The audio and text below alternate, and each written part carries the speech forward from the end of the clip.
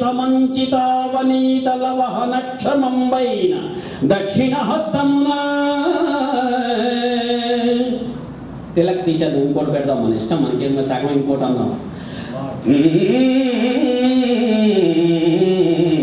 మాండు తదున్న మగ్గల గురు కర్మ వారి కనకమ్రప కరాబ్జము వట్టి కోమలే దిగిచే విశ్రుత కీర్తి యయాతి ప్రీతితో. రెండో తీసి శివరంజన్లో పెట్టామనుకోండి. జలధి విలోల వీచి సద్ అంటే బాగుండదు, కానీ ఉట్నే అనుకోవడం కదా. జలధి విలోల వీచి విలసత్కల కాంచి సమంచితావనీత వదనక్షమం పైన దక్షిణ హస్తమునం. బాధనమాట, ఏడుస్తుంది, గాలి పెడుతుంది. ఇలా ఎన్నైనా చెప్పుకోవచ్చు, మీ ఇష్టం వచ్చిన రాగాలు మనం చెప్పుకోవచ్చు అండి. కేదరగోళ జలధి విలోల వీచి విలసత్కల కాంచి సమంచితావనీతల వహనక్షమంబైన చిన్ని పాపలు కడసారి చెప్పుచుంటి తురగమును వీడి రణభూమి వదలిపోడు. గొప్పగా అన్నాడంటే ఆయన ఘంటసాల గారు. ఇప్పుడు మేము పాడుతున్నాము, అనుభవిస్తున్నాము, ఆ రసాన్ని ముఖంలో తెచ్చుకుంటామండి.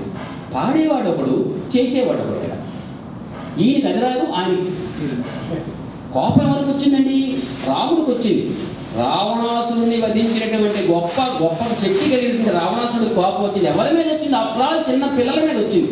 వాళ్ళ మీద కోపం వస్తే ఎట్లా చూపించాలి? రామారావు గారు ఎలా చూపించారు ఒకసారి చూసి తెలుస్తుంది. చిన్ని పాపలు అన్నం కూడా చిన్ని పాపలు కడసారి అంటాడు. కడసారి చెప్పుచుంటి అంటే కోపం పడదు. తల్లి పిల్లల్ని మందలించడానికి కొడుతుందో దెబ్బ, ఉట్నే నటిస్తుంది. కోపం నటించాలి. నిజంగా కోపం వచ్చి కొట్టింది అనుకోండి, చచ్చుకుంటాడు ఆ కుర్రాడు. అందుకని చిన్ని పాపలు కడసారి చెప్పుచుంటి. కడసారి అనేటప్పుడు ఈ చూపుడు వేలు ఎతో హస్తతో దృష్టి.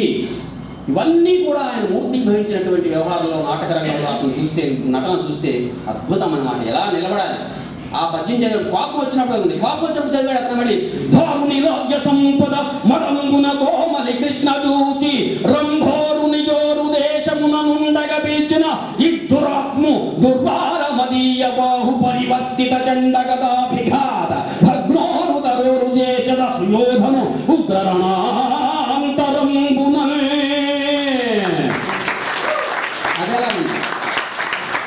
చిన్ని పాపలు కడసారి చెప్పుచుంటి. ఆ కళ్ళు అదృష్టి అన్నమాట. 2 గంటల సేపు మాట్లాడతాను ఎప్పుడైనా అవకాశం ఉంది ఎన్టీ రామారావు గారు నటవైపుల గురించి.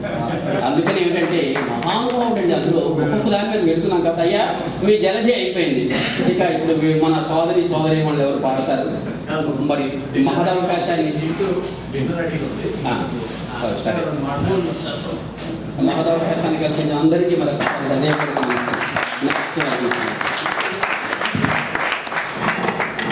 నా మంచి